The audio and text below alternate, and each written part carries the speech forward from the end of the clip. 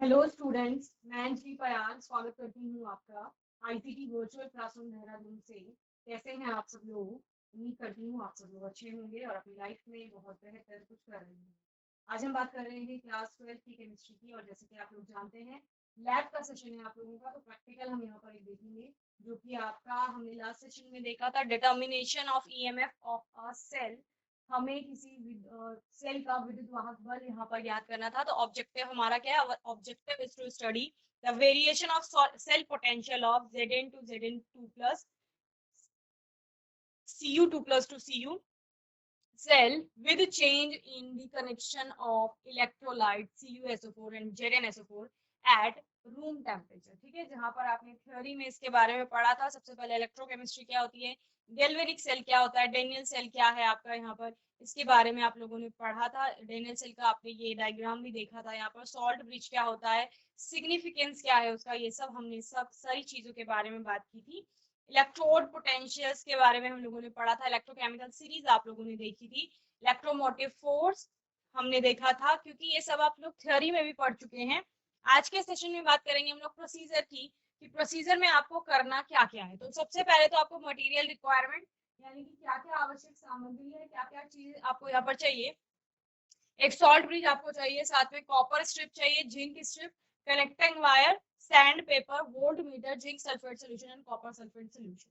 तो ये सारी चीजें आपको इस प्रैक्टिकल को परफॉर्म करने के लिए आवश्यक है। Okay, first thing. Second, the real lab procedure. Real lab procedure आपका क्या होगा? सबसे पहले आप क्या करेंगे, दो बीकर लेंगे। Okay, take two clean beakers, दो साफ बीकर ले लेंगे। In one beaker take 1 m copper sulphate solution and in the other take 1 m zinc sulphate solution. आप क्या करेंगे, आप 1 मोलारिटी के दो आप सोल्यूशन बना देंगे, एक जिंक सल्फेट का, एक कॉपर सल्फेट का। दोनों को आप अलग अलग दो साफ बीकरों में रख लेंगे। Okay, take a copper strip and clean it using a sand paper. Sand paper का यूज करके आप कॉपर स्ट्रिप जो आपके पास है उसको क्लीन कर लेंगे। Dip the copper strip into the beaker containing the 1 m copper sulphate solution. आपने क्या कहा था कि मैम इलेक्ट्रोड जब हम बना रहे हैं तो किसी भी धातु को उसी धातु के लवणीय विलयन में डुबो कर रख रहे हैं, तो उसका इलेक्ट्रोड बन रहा है। तो कॉपर को हम कॉपर सल्फेट के सोल्यूशन में डुबो कर रखेंगे। ओके, सिमिलरली हम क्या करेंगे, take a zinc strip and clean it using a sand paper. Sand paper की हेल्प से आप जिंक की जो स्ट्रिप है उसको भी क्लीन कर लेंगे, और देन क्या करेंगे, उसको डिप करके रखेंगे किसमें, जिंक सल्फेट के सोल्यूशन में। Okay, take a salt bridge and connect the two solutions using the salt bridge. अब एक सॉल्ट ब्रिज ले लेंगे आप, और उसको क्या करेंगे, कनेक्ट करेंगे। दोनों ही दो बीकर ले लिए, दोनों में आपने क्या किया, एक में कॉपर सल्फेट का सोल्यूशन लिया, उसमें कॉपर को डिप किया, एक में जिंक सल्फेट का सोल्यूशन लिया, उसमें जिंक को डिप किया। अब दोनों में कॉपर सल्फेट जो आपकी सॉल्ट ब्रिज है उससे आपने दोनों को क्या कर लिया, कनेक्ट कर लिया है। Then take a voltmeter and connect the copper strip to the positive terminal and the zinc strip to the negative terminal using connecting wires। अब आप क्या करेंगे, वोल्टमीटर ले लेंगे, और वोल्टमीटर का जो आपका क्या होगा, यहाँ पर पॉजिटिव टर्मिनल होगा उसको आप कॉपर स्ट्रिप से जोड़ लेंगे, और जो उसका नेगेटिव टर्मिनल है उसको आप जिंक स्ट्रिप से जोड़ लेंगे, और कनेक्टिंग वायर का यूज करके आप इसको पूरा जोड़ लेंगे। Okay, note the position of the pointer in the voltmeter and record the reading. अब क्या करेंगे, आप वोल्टमीटर पे पहले रीडिंग नोट करेंगे, पोजीशन क्या है वो पॉइंटर की, वो आप नोट कर लेंगे। Now repeat the experiment by taking different concentrations of zinc sulphate and copper sulphate solution.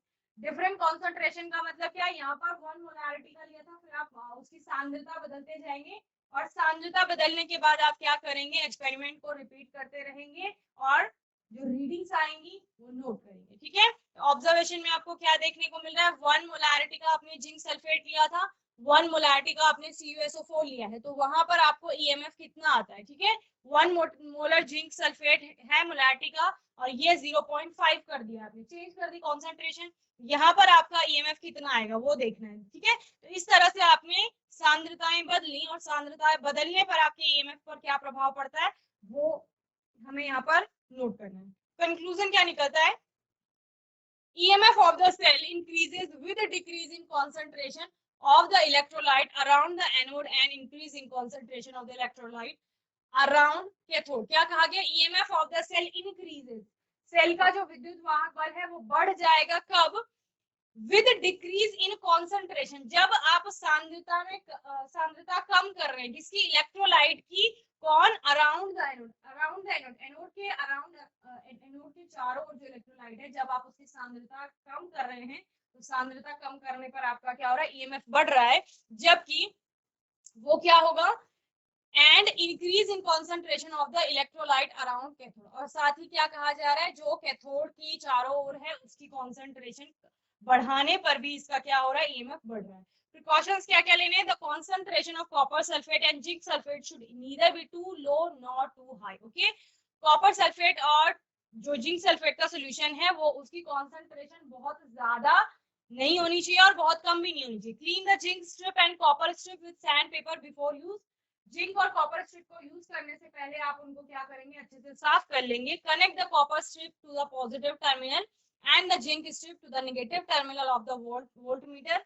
जिस तरह से यहाँ पर बताया गया है, पॉजिटिव टर्मिनल को क्या करना है? कॉपर से ऐड जोड़ना है, कनेक्ट करना है, और वहीं पर जिंक को किससे करना है?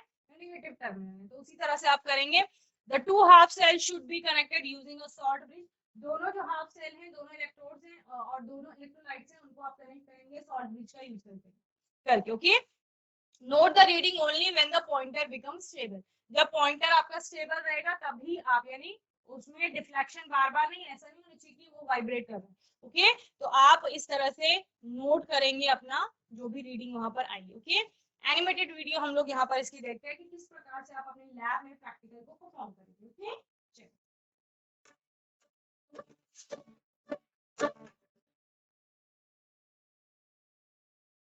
तो यहाँ पर हम इसका एनिमेटेड वीडियो देखेंगे कि आप लैब में किस प्रकार से प्रैक्टिकल परफॉर्म करेंगे और क्या ऑब्जर्वेशन आपको देखने को वहां पर मिलेंगे। ठीक है ना? चलिए,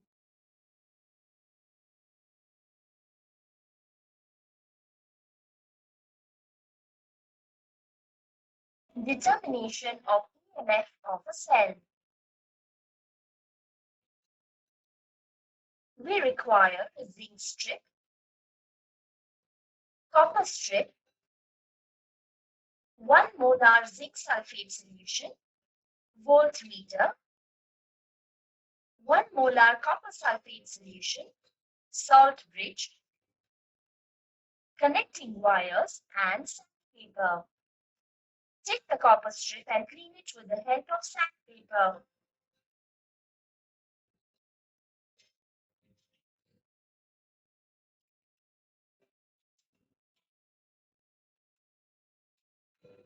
Dip the copper strip into the beaker containing 1 molar copper sulfate solution. Similarly, take the zinc strip and clean it with sandpaper.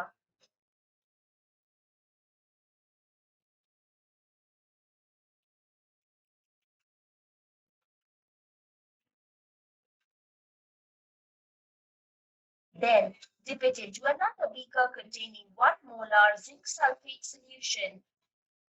Take the salt bridge and connect the two solutions through the salt bridge.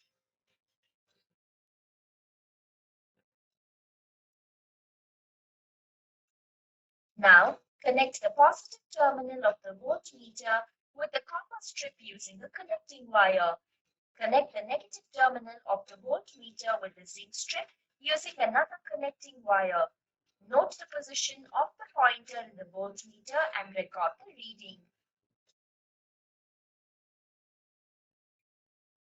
This value gives the EMF of the cell. Repeat the experiment by taking different concentrations of zinc sulfates and copper sulfate solutions and note down the readings. From the observations, it is clear that EMF of the cell increases with decrease in concentration of the electrolyte around anode, which is the zinc electrode, and increase in the concentration of the electrolyte around cathode, which is the copper electrode.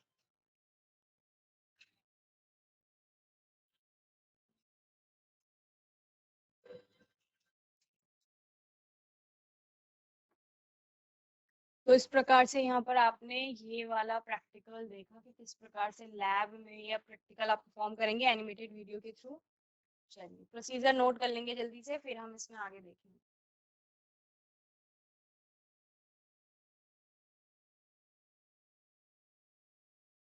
Observations and calculations आप लोग note कर लेंगे और साथ में precautions भी। फिर हम इसकी एक और वीडियो देखेंगे कि कैसे आपको अपनी लैब में प्रैक्टिकल परफॉर्म करना है, साथ ही सिमुलेटर पे हम लोग काम करेंगे। ओके,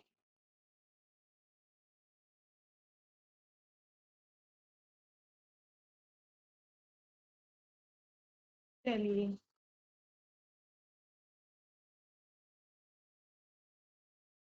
तो ये आपने प्रैक्टिकल नोट किया है, एनिमेटेड वीडियो आपने देखा, एक और वीडियो इसमें, इसको आप देख लेंगे, फिर आपको याद रहेगा कि कैसे आपको अपनी लैब में प्रैक्टिकल परफॉर्म करना है। जैसे मीठा खाल, आवाज आ रही है आपको? हैंड रेज करिए, आवाज आ रही है तो।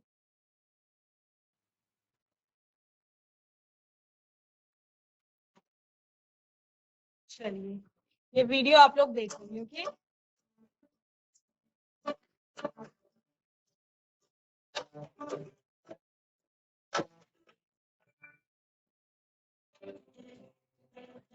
Determination of EMF of a cell. The device which produces electrical energy from a chemical reaction is called an electrochemical cell. The best example of an electrochemical cell is the Daniell cell, ये आप ध्यान से देखेंगे अभी कि कैसे practical हो रहा है। Okay, in which copper and zinc electrodes are immersed in a solution of copper sulfate and zinc sulfate, respectively. The two half cells are connected through a salt bridge, which is an inverted U-tube filled with a saturated solution of an inert electrolyte containing agar-agar. Here, zinc acts as anode and copper acts as a cathode. At the anode, zinc undergoes oxidation to form zinc ions, which pass into the solution and electrons.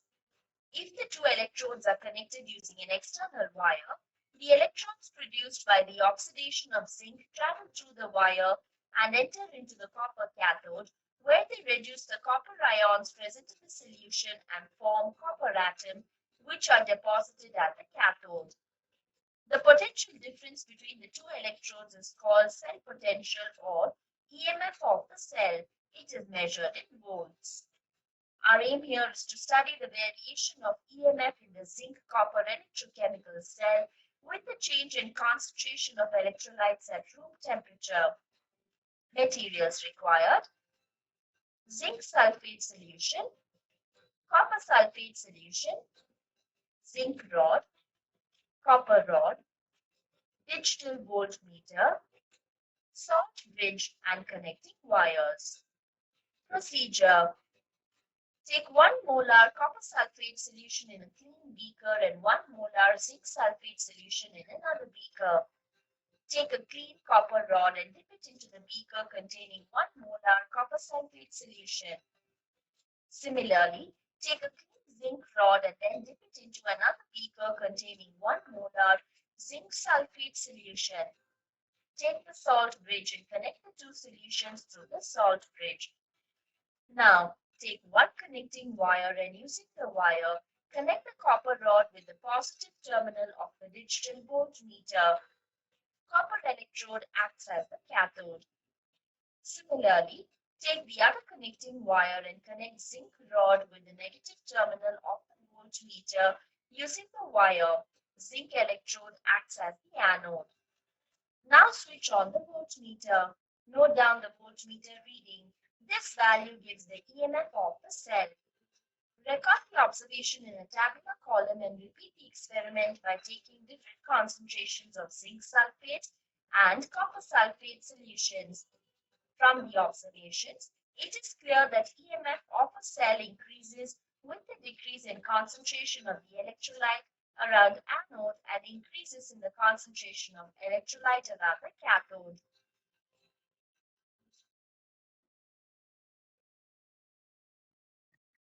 चलिए, ये आपने videos देख ली हैं। इस practical की simulator में हम लोग देखते हैं किस प्रकार से आप लोग काम करते हैं।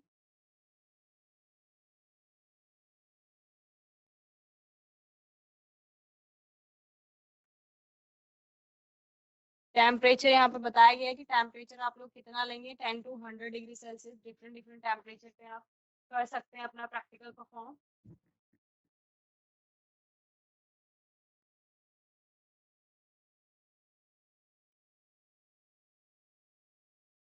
30 डिग्री सेल्सियस सपोज हमने टेम्परेचर लिया है।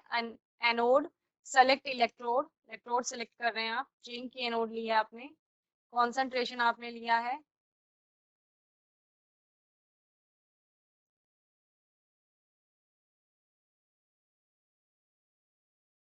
0.1।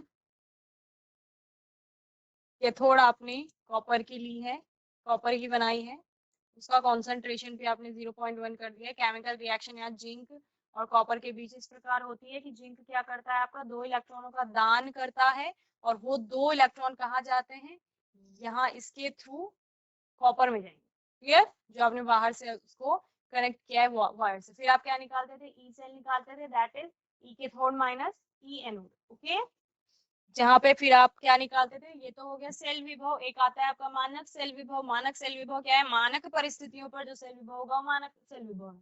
तो मानक सेल विभव that is E naught cell आप जिसको कहते हैं, ठीक है ना। E naught cell is equal to क्या हो जाता है, E naught cathode minus E naught anode. तो वहां पर भी आप क्या करते हैं, दोनों के विभव जो है उन मानक परिस्थितियों में, यानी इस कैथोड का और इस एनोड का, उन दोनों का अंतर आप निकाल लेते हैं। तो बेसिकली सेल विभव है क्या, विभवों का अंतर है, यानी कि विभवांतर है।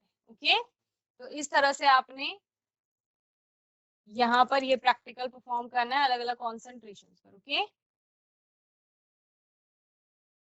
साथ साथ आप क्या करेंगे, वोल्ट मीटर जो आपकी रीडिंग दिखाएगा कि कितना आपका सेल विभव वहां पर आया है, उसको आप नोट करते रहेंगे, ठीक है ना। ईएमएफ भी जिसको कहा जा रहा है, इलेक्ट्रोमोटिव फोर्स।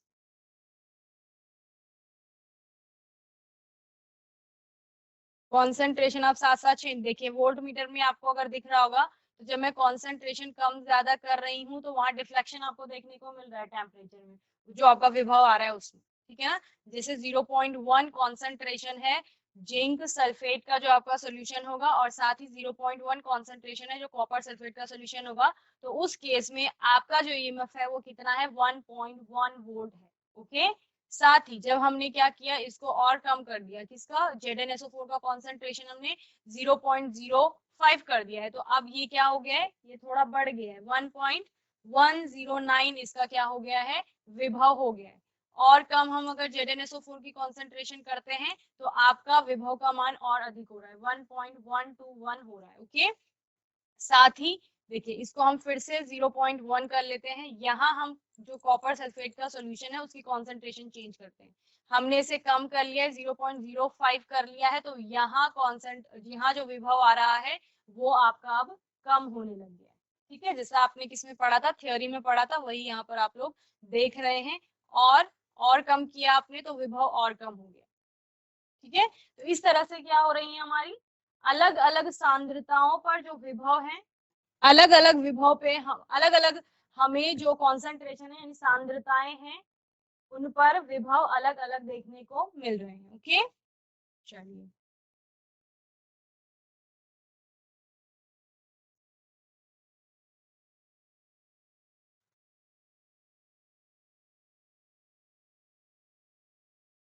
तो ये तो थ्योरी में मैंने आपको पढ़ा दिया था सारा, डैनियल सेल क्या होता है, सॉल्ट ब्रिज क्या है आपका, और पहले भी जब आपका लैब का सेशन हुआ था ये सब आपने देखा था, representation of an electrochemical cell, इस सब के बारे में हमने बात की थी उसमें। ठीक है,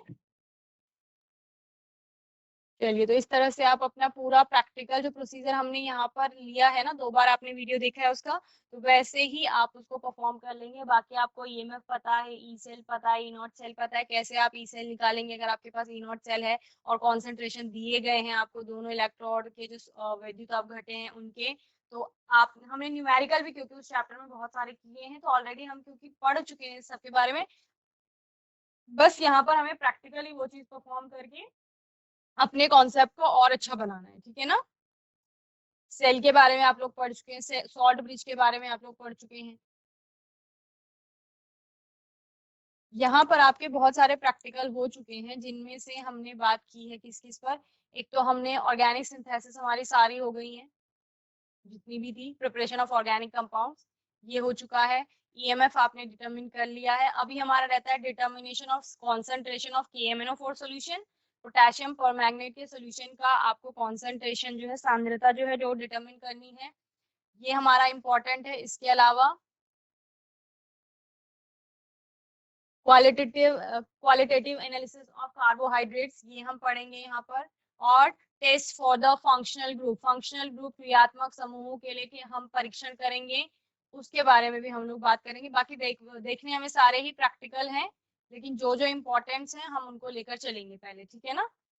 तो चलिए, मैं उम्मीद करती हूँ आज का सेशन सभी को समझ में आया होगा। जैसे यहाँ पर प्रोसीजर आपको बताया गया है लैब का, वही प्रोसीजर आपको फॉलो करना है एज इट इज अपनी लैब में, और फिर आप लोग देखेंगे कि आपका रिजल्ट किस प्रकार से आ रहा है। जैसा आपने थ्योरी में पढ़ा है, क्या वैसा आ रहा है या नहीं आ रहा है, ठीक है ना। आने वाले सेशन में किसी और एक नए प्रैक्टिकल पे हम लोग बात करेंगे, और तब तक के लिए ICT वर्चुअल क्लासरूम से जुड़ने के लिए